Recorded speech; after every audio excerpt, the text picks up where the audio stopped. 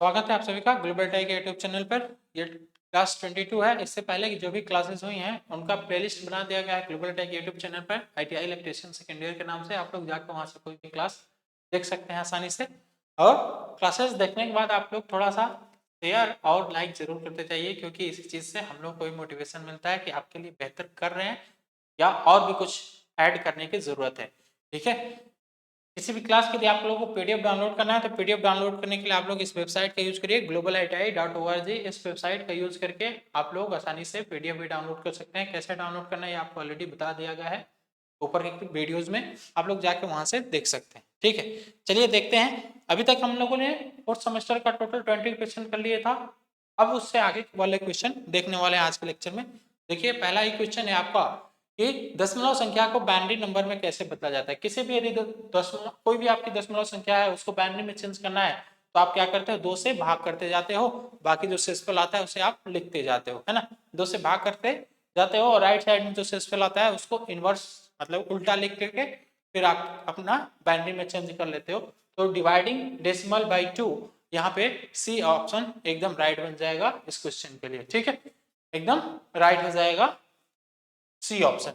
2 से भाग कर करके ही तो आप बाइनरी में चेंज करते हो। चलो देखते हैं अगला question. What is the purpose of using binary code decimal system in digital circuit. Digital circuit में डेसिमल का यूज करने का क्या फायदा है। तो इसका मेन फायदा ये है ना कि इसको स्टोर करना आसान होता है। ठीक है, स्टोर करना आसान होता है, क्योंकि कोई भी कंप्यूटर है, कोई भी आपका कंप्यूटर हो गया, कंप्यूटर केवल और केवल बाइनरी डिजिट को ही समझता है। वो या तो 0 को समझता है, नहीं तो 1 को समझता है। उसको केवल 0 और 1 बस यही चीज समझ में आता है, बाकी कुछ नहीं समझ में आता है आपके कंप्यूटर को। ठीक है, तो किसी भी डाटा को यदि आप देते हो, आप यदि एक इमेज भी डाल रहे हो उसमें, इमेज को भी वो 0101 के फॉर्म में ही स्टोर करता है। यदि आप उसमें वीडियो डाल रहे हैं तो भी वो 0101 के फॉर्म में स्टोर करता है। पीडीएफ मतलब कुछ भी आप डाल रहे हो पीडीएफ कंप्यूटर में आप नोट सेव कर रहे हो, वो 0101 के फॉर्म में ही सेव करता है। तो ये ही सबसे ज्यादा फायदेमंद है हमारे लिए कि जो कंप्यूटर है वो स्टोर करता है डाटा को बाइनरी के फॉर्म में। ठीक, तो यहाँ पे ए एकदम राइट आंसर बनेगा इसके लिए। ठीक है, अब देखो यहाँ पे बना दिया आपका लॉजिक गेट और फिर आपसे पूछ लिया है कि ये कौन सा लॉजिक गेट। ठीक, कौन सा लॉजिक गेट है। आपने इससे पहले वाले लेक्चर में मैंने आपको बताया था कि 3 आपके बेसिक गेट है। तीनों बेसिक गेट को जानना एकदम जरूरी है। तीनों बेसिक गेट का जो सिंबल होता है वो सिंबल याद रखना बेहद जरूरी है। ये हो गया आपका एंड गेट। ठीक है, एंड गेट का हमने फॉर्मूला आपको बताया था A dot B. And gate का फॉर्मूला क्या बताया था आपको, ए डॉट बी। अब इसका यहाँ पे थोड़ा सा आप एक बार वो भी देख लो कि इसका ट्रुथ टेबल कैसा होता है ना। तो ये हो गया हमारा ए बी और ये हो गया आपका वाई। 0 0 तब 0 ही आएगा। अरे 0 0 को मल्टीप्लाई करोगे तो 0 ही तो आएगा। यदि मैं यहाँ पे कर दूं 0 और 1, यदि मैं यहाँ पे कर दूं 0 और 1 तो 0 और 1 का मल्टीप्लाई करोगे तो भी 0 ही आएगा। यदि मैं इसको 1 कर दूं इसको 0 कर दूं तो भी आपका 0 ही आएगा। 1 कब आएगा, जब दोनों वैल्यू 1 हो तब जाके हमारा 1 आएगा। तो आपको दिख रहा होगा कि कुछ इसी तरीके का ट्रूथ टेबल दिया हुआ है। तो ये एंड गेट का ट्रूथ टेबल है। ठीक है, यदि आर गेट का ट्रूथ टेबल यदि आप बनाना चाहें तो आर गेट का ट्रूथ टेबल कैसे बनेगा सर। आर गेट का भी यहाँ पे बना लीजिए। आर गेट का हमने आपको फॉर्मूला क्या बताया था, y equal to A plus B. Y equal to A plus B, है ना, ये बताया था। ये हो गया हमारा ए, ये हो गया हमारा बी। अरे भाई थोड़ा सीधा बन जाओ। चलो ठीक है, ये हो गया हमारा ए और ये हो गया बी। ये हो गया आपका आउटपुट। अब इसका यदि ट्रूथ टेबल हमें बनाना है, इसका ट्रूथ टेबल बनाने के लिए बस इसी तरीके से खींचेंगे। ये हमारा बन गया ए इनपुट, ये हमारा बन गया बी इनपुट और ये हमारा बन गया वाई आउटपुट। ठीक है, अब इस पे हमने किया 0 और 0, दोनों इनपुट को हमने 0 रखा। ए को भी 0 रखा, बी को भी 0 रखा। ए और बी दोनों को यदि 0 करेंगे, 0 प्लस 0 करेंगे कितना आएगा, 0 ही आएगा। तो ये हो गया हमारा 0। ठीक है, यदि दोनों में से किसी एक इनपुट को हम हाई कर दे रहे हैं, दोनों में से किसी एक इनपुट को हाई कर दे रहे हैं, मतलब कि यहाँ पे अब कर दे 0 और बी वाले को 1 कर दे, 0 और 1, तो 0 प्लस 1 करेंगे तो कितना आएगा हमारा 1 आ जाएगा। यहाँ हम 1 प्लस 0 करें तो कितना आएगा, तो भी 1 ही आएगा। और 1 प्लस 1 करेंगे तो भी कितना आएगा। तो अब यहाँ पे 2 मत कर देना, बाइनरी एडिशन अलग तरीके से होता है, यहाँ पे भी आपका आ जाएगा 1। ठीक है, तो ये हो जाता है आपका और गेट का ट्रुथ टेबल। ठीक है, यदि यहीं पर मैं नैंड गेट का ट्रुथ टेबल लिखना चाहूं, यदि मैं नैंड गेट का ट्रुथ टेबल लिखना चाहूं तो बस इसमें कुछ नहीं करना है, इस एक को 0 कर दो और बाकी जितने 0 है उसको 1 कर दो। एक को 0 कर दो, बाकी जितने 0 है उसको 1 कर दो, तो वो हो जाएगा आपका नैंड गेट। ठीक है, नॉर गेट का यदि मैं लिखना चाहूं तो जितने 1 है उसको 0 कर दो, जितने 0 है उसको 1 कर दो। बस इन दोनों को, इसके आउटपुट को आप चेंज कर दोगे, एक तरह से कहो कि इसका कॉम्प्लीमेंट लिख दोगे तो वो इसका नॉर गेट का आउटपुट हो जाएगा, और एंड गेट के आउटपुट का कॉम्प्लीमेंट लिख दोगे तो वो नैंड गेट का आउटपुट हो जाएगा। ठीक है, तो ये कौन से गेट का है भाई, ये एंड गेट का है, तो यहाँ पे एंड गेट का आंसर एकदम करेक्ट हो जाएगा। आगे देखते हैं हम लोग सीआरओ द्वारा किस मात्रा को मापा जाता है। सीआरओ का फुल फॉर्म हमने आपको बताया था, सीआरओ का फुल फॉर्म क्या होता है, कैथोड रे ऑसिलोस्कोप। इसके द्वारा हम लोग फ्रीक्वेंसी को मेजर करते हैं, फ्रीक्वेंसी को मेजर करते हैं। ठीक है, फ्रीक्वेंसी आवृत्ति, आवृत्ति को मेजर करते हैं। यहाँ पे आवृत्ति एकदम राइट आंसर बनेगा इसके लिए। ठीक है, चलो आगे देखते हैं हम लोग एससीआर का मुख्य अनुप्रयोग क्या है। एससीआर का जो हमारा एससीआर होता है, सिलिकॉन कंट्रोल रेक्टिफायर, इसका मुख्य काम होता है ड्राइव्स का। आपने एप्लीकेशन में देखा था, पिछले लेक्चर में हमने आपको पूरा एक टेबल ही बना के दिखाया था, जिस टेबल में आपने देखा था एससीआर का जो 12वां पॉइंट थी हमारी, उसमें आपने देखा था कि एससीआर का मुख्य यूज था कि मोटर ड्राइव में इसका यूज किया जाता है। ठीक है, तो speed control of motor, speed control of motor, या फिर ये मोटर ड्राइव यदि यहाँ पे लिख दिया होता केवल एक वर्ड मोटर ड्राइव लिख दिया होता तो ये भी आंसर एकदम करेक्ट हो जाता है। ठीक है, बाकी एम्पलीफायर के लिए हम लोग ट्रांजिस्टर का यूज करते हैं। ठीक है, चलिए आगे देखते हैं what is the function of R1 variable resistor. यहाँ पे R1 कहाँ है, ये है आपका R1, ये है आपका R1। ये सर्किट कैसी है, ये सर्किट हमारा डायक और ट्रायक, डायक एंड ट्रायक का पावर सर्किट है। ठीक है, डायक एंड ट्रायक दोनों का यूज करके एक पावर सर्किट बनाया गया है। इसमें डायक कहाँ है सर और ट्रायक क्या है, तो ये है आपका डायक, ये है आपका डायक और ये है आपका ट्रायक। ठीक है, ये है आपका ट्रायक और ये क्या है सर, तो ये है आपका RFI amplifier, RFI filter, sorry filter filter filter filter. आप कहेंगे सर RFI क्या होता है, RFI का फुल फॉर्म लिख लीजिए यहाँ पे, रेडियो फ्रीक्वेंसी इंटरफियरेंस। ठीक है, इंटरफियरेंस, ये हो गया आपका RFI, ये हो गया आपका RFI। तो ये जो R1 है, इस R1 का काम क्या होता है, ये कुल मिला के ये जो सर्किट है ना, ये ट्रिगरिंग के लिए ही यूज किया जाता है, डायरेक्ट ट्रिगरिंग का एक सर्किट है। तो यहाँ पे इस R1 का काम यही होता है, ये ट्राय को क्या करेगा, ये ट्राय को ट्रिगर कराएगा। ठीक है, ट्राय को ट्रिगर करने के लिए पल्स दर को नियंत्रित करता है ये जो R1 है, ये जो R1 है, ये इस ट्रायक को, ये जो ट्रायक यहाँ पे लगा हुआ है, इस ट्रायक को नियंत्रित करने के लिए पल्स रेट को क्या करता है, इसको ट्रिगर करने के लिए पल्स रेट को नियंत्रित करता है। ठीक है, तो यहाँ पे डी एकदम राइट आंसर बनेगा इसके लिए।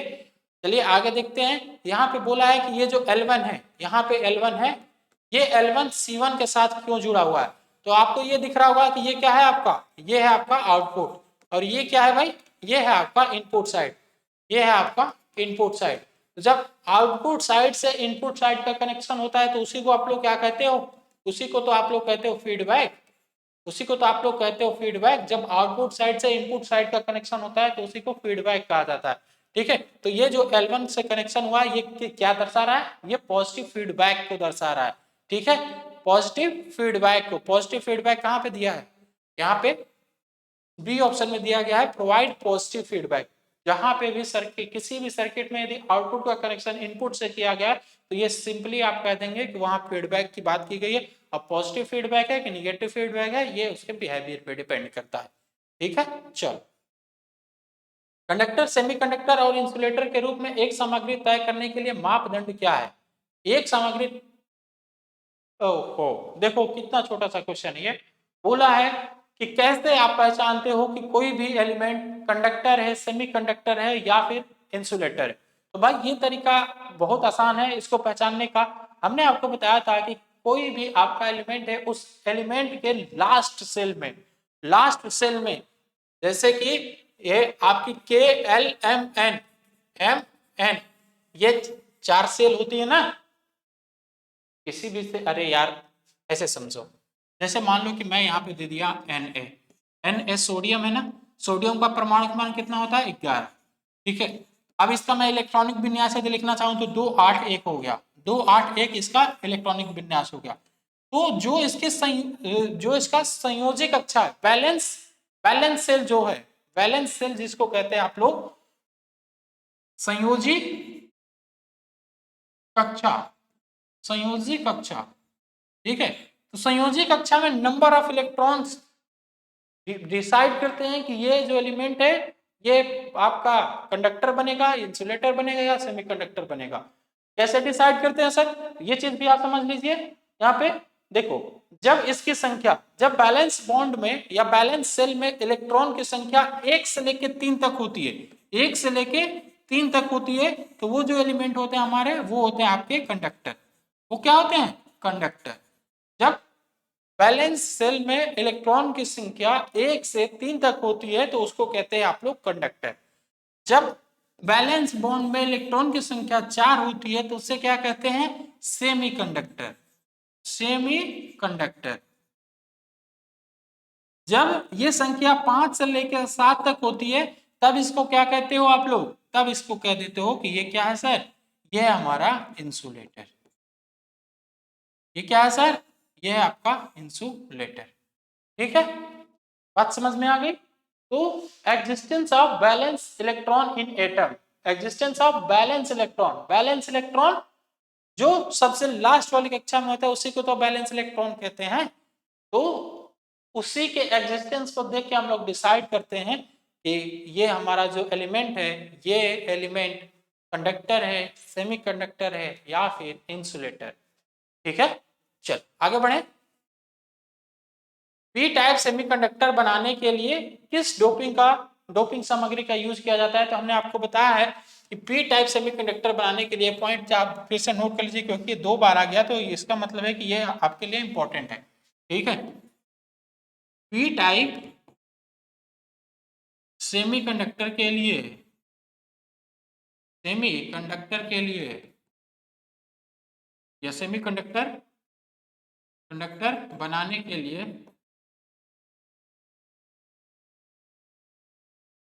त्रिसंयोजी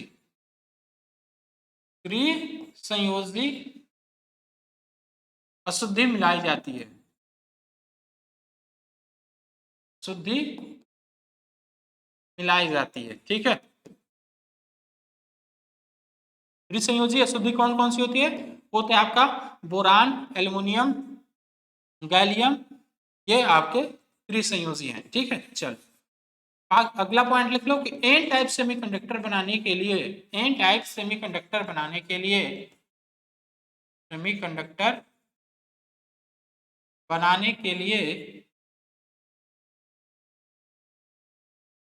पंच संयोजी अशुद्धि मिलाई जाती है,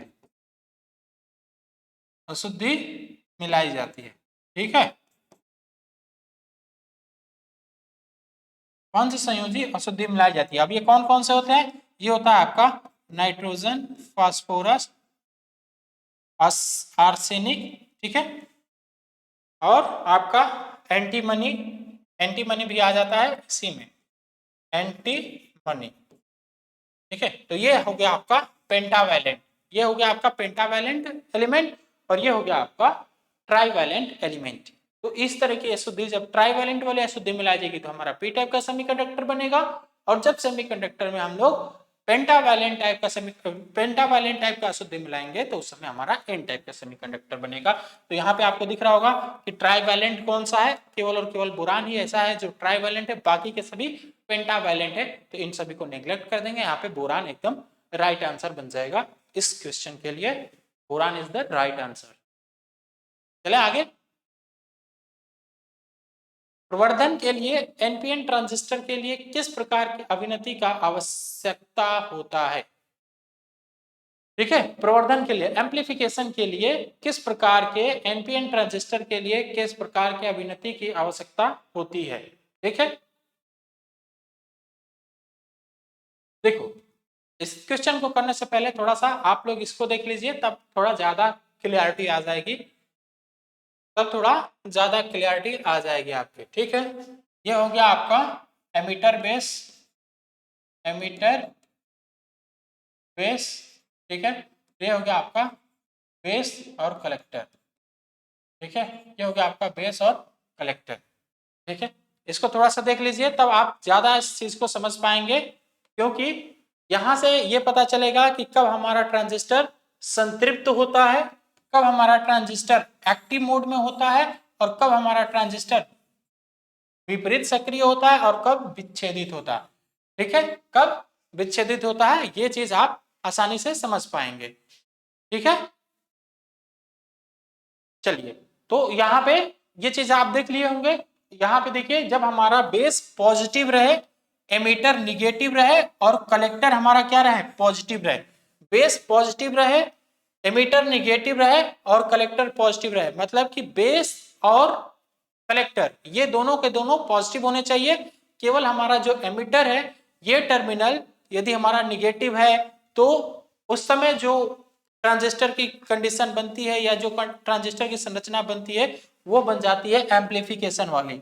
ठीक है, वो संरचना कैसे बनती है, एम्प्लीफिकेशन की संरचना बनती है। ठीक है, इसका मतलब है जो हमारा एमीटर और कलेक्टर, एमीटर और कलेक्टर जंक्शन है, वो रिवर्स बायस में होना चाहिए, और बेस वाला, बेस और कलेक्टर पॉजिटिव होना चाहिए। ठीक है, फॉरवर्ड बायस में होना चाहिए। चल आगे बढ़े।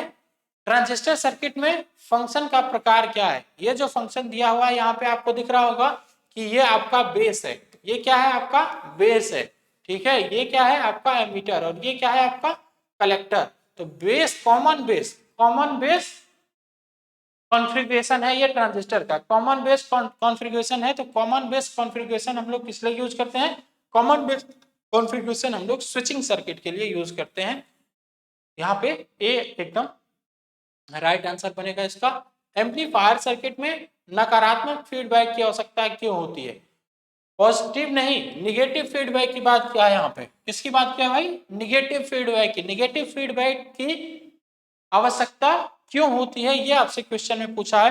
तो निगेटिव फीडबैक की आवश्यकता सर्किट में होती है to reduce the distortion, to reduce the distortion, distortion को कम करने के लिए हम लोग सर्किट में निगेटिव फीडबैक लगाते हैं। ठीक है, जब डिस्टॉर्शन मतलब कि एक तरह से कहिए कि बाधा या फिर विकृति को और क्या कह सकते हैं, व्यतिकरण। ठीक है, जब ये आपके सर्किट में ज्यादा होने लगे, तो वहां पे हम लोग निगेटिव फीडबैक लगाते हैं, जिससे सर्किट में थोड़ा सा स्मूथनेस आता है, और सर्किट का आउटपुट जो है वो ज्यादा डिफेक्टिव नहीं होता है, जैसा हम लोग चाहते हैं उस हिसाब से डिजायर्ड आउटपुट हमें मिलता है निगेटिव फीडबैक लगाने के बाद। ठीक है, तो यहाँ पे ए एकदम राइट आंसर बनेगा इसका। पावर कंट्रोल सर्किट में डायोड का क्या उद्देश्य होता है। जो हमारा डायक है, डायक का यूज हम लोग जनरली पंखे के रेगुलेटर में यूज करते हैं। जो पंखा का रेगुलेटर होता है ना, जिससे स्पीड को आप कंट्रोल करते हो, वहां पे हम लोग डायक सर्किट का जनरली यूज करते हैं। ठीक है, बाकी देखते हैं यहाँ पे ऑप्शन में क्या क्या दिया हुआ है। As a rectifier, as for triggering, as an oscillator, as an amplifier. तो यहाँ पे ट्रिगरिंग एकदम राइट आंसर बनेगा। भाई आप पंखे की स्पीड बढ़ा रहे हो या पंखे की स्पीड घटा रहे हो, तो क्या कर रहे हो, ट्रिगर ही तो कर रहे हो। भाई ट्रिगर करके आपने क्या किया, स्पीड बढ़ाया, ट्रिगर करके फिर आपने स्पीड को कम किया। तो यहाँ पे डायक का मुख्य उद्देश्य जो होता है वो ट्रिगरिंग के लिए होता है। तो यहाँ पे बी एकदम राइट आंसर बनेगा। ठीक है, एज ए रेक्टिफायर, रेक्टिफायर की तरह क्या यूज करते हैं भाई, हम लोग डायोड को एज ए रेक्टिफायर यूज करते हैं। रेक्टिफायर की तरह हम लोग डायोड को यूज करते हैं। एम्पलीफायर की तरह हम लोग ट्रांजिस्टर को यूज करते हैं। ट्रांजिस्टर, ट्रांजिस्टर जो होता है इसका यूज हम लोग एम्पलीफायर की तरह करते हैं। ठीक है, चलो आगे देखें। इलेक्ट्रॉनिक पंखा नियामक नियंत्रण सर्किट में किस प्रकार के नियंत्रण उपकरण का उपयोग किया जाता है। पहले तो जो FET, UJT, डार्क ट्रैक है, इन सभी का आप एक बार सिंबल देख लो, इसका सिंबल कैसा होता है। ठीक है, ये देखो यहाँ पे मैं थोड़ा सा कैटेगराइज करता हूँ इसको। ये जो है आपका, ये जो इतना हिस्सा है, ये इतना हिस्सा डायक है, ठीक है, ये इतना डायक है, ये इतना जो है ये यूजेटी है, ये आपको दिख रहा होगा, ये इतना हिस्सा यूजेटी है। चलो मैं पेन से बना दे रहा हूँ, है ना, पेन से बना दूंगा तो ज्यादा सही रहेगा। ये आपका डायक है। डायक को दर्शाने का दो तरीका है, ऐसे फिजिकली दर्शाया जाता है, ये इसका सिंबल है, ठीक है। ये आपका क्या है, ये आपका है यूजेटी, ये है आपका यूजेटी। यूजेटी का फिजिकली रिप्रेजेंटेशन ये है, और इसका सिंबल इस तरीके से होता है। इसमें दो बेस होते हैं, इसमें दो बेस होते हैं, बेस B1 बेस B2, और ये जो टर्मिनल है, ये टर्मिनल है आपका एमिटर। ये कौन सा टर्मिनल है, ये आपका एमिटर टर्मिनल है, ठीक है। इसमें आपका MT1 और MT2 बस ये दो टर्मिनल होते हैं, बाकी दो डायोड को हमने एंटी पैरेलल इसमें जोड़ दिया है, ठीक है। और ये जो है, ये है आपका ट्रायक सिंबल। ये किसका सिंबल है भाई, ये है आपके ट्रायक का सिंबल, ट्रायक, ठीक है। ट्रायक का सिंबल है, जिसमें हमने क्या लिया, एक SCR लिया और एक डायोड लिया, एक SCR लिया और एक डायोड लिया, तो इसमें ये हमारा बन जाता है एक गेट टर्मिनल, बाकी ये MT1 और ये MT2, ठीक है। इसका ये फिजिकल रिप्रेजेंटेशन है, कह सकते हैं फिजिकल रिप्रेजेंटेशन ये है, और इसका सिंबल ये है, ठीक है। बाकी ये लास्ट वाला जो है, ये है आपका FET, फील्ड इफेक्ट ट्रांजिस्टर, ठीक है। फील्ड इफेक्ट ट्रांजिस्टर जिसका फिजिकल रिप्रेजेंटेशन ये है, मतलब जिसका जनरली सिंबल ऐसा होता है, आप मार्केट में खरीदने जाओगे तो ये ऐसा दिखेगा, बाकी इसका सिंबल कुछ इस तरीके का होता है, ठीक है। तो ये हो गया आपका FET। तो उम्मीद है आप अच्छे से समझ पाए होंगे पूरी चीजें। बाकी आपसे क्वेश्चन में क्या बोला है कि इलेक्ट्रॉनिक पंखा नियामक, हमने अभी आपको कुछ देर पहले बताया कि पंखे की स्पीड को कंट्रोल करने के लिए हम लोग क्या यूज करते हैं, पंखे की स्पीड को कंट्रोल करने के लिए डायक यूज करते हैं। लेकिन यहाँ पे क्वेश्चन में क्या क्या बोला है, पंखा नियामक नियंत्रण, इलेक्ट्रॉनिक पंखा नियामक नियंत्रण, सॉरी इलेक्ट्रॉनिक पंखा नियामक नियंत्रण के लिए हम लोग ट्रायक का यूज करते हैं, ठीक है। घरेलू जो पंखा होता है उसकी स्पीड को कंट्रोल करने के लिए हम लोग डायक यूज करते हैं, और बाकी जो इलेक्ट्रॉनिक पंखा होता है उसके लिए हम लोग ट्रायक का यूज करते हैं, ठीक है। चलो आगे देखें। SCR का कौन सा चतुर्थांश प्रचालन रिवर्स बायसिंग में भारी करंट देता है। SCR का चार चतुर्थांश का प्रचालन होता है। वो कैसा होता है, वो चीज हमने आपको ऑलरेडी यहाँ पे दिखा दिया है। ये चीज आप थोड़ा सा नोट कर लीजिए, एक बार नोट कर लेंगे लिए आपके लिए फायदा रहेगा। देखिए कोऑर्डिनेट फर्स्ट में क्या होता है, सकारात्मक गति रहती है, गति जो रहती है वो पॉजिटिव रहती है, और टार्क के साथ ड्राइविंग और मोटरिंग रिवर्स एक्सिलरेटिंग कोऑर्डिनेट, ठीक है। ये होता है आपके फर्स्ट कोऑर्डिनेट में। सेकेंड कोऑर्डिनेट में SCR का बिहेवियर कैसा रहता है, उसमें सकारात्मक गति होती है और सकारात्मक टॉर्क भी होता है। सकारात्मक टॉर्क के साथ जनरेटिंग या ब्रेकिंग होती है, सकारात्मक टॉर्क के साथ जनरेटिंग और ब्रेकिंग दोनों की प्रक्रिया होती है। बाकी फॉरवर्ड ब्रेकिंग और मंदन कोऑर्डिनेट ये दोनों भी होता है आपके सेकेंड कोऑर्डिनेट में। थर्ड कोऑर्डिनेट में क्या होता है, थर्ड कोऑर्डिनेट में जो गति रहती है, देखो फर्स्ट और सेकंड इन दोनों में तो सकारात्मक गति थी, इन दोनों में पॉजिटिव स्पीड था, लेकिन थर्ड वाले में और फोर्थ वाले में इन दोनों में जो गति है वो निगेटिव गति हो जाती है, ठीक है, नकारात्मक गति हो जाती है। और यहाँ पे टार्क के साथ ड्राइविंग और मोटरिंग होगा, ड्राइविंग और मोटरिंग तो होगा ही, सब में ड्राइविंग एंड मोटरिंग होगा ही होगा, लेकिन मेन इसका स्पीड है।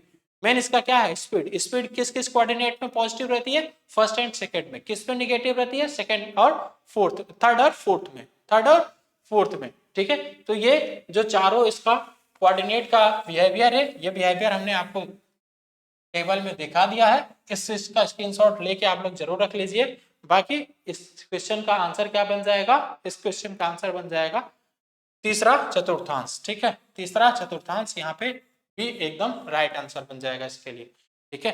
यदि आपको चीजें अच्छी लग रही हो और समझ में आ रहा हो, क्वेश्चन के जो भी सोल्यूशन आपको दिए जा रहे हैं ये चीज समझ में आ रही हो, तो आप लोग थोड़ा वीडियो को लाइक जरूर किया करिए और शेयर किया करिए, नहीं तो भाई कुछ नहीं, ठीक है। चलिए धन्यवाद।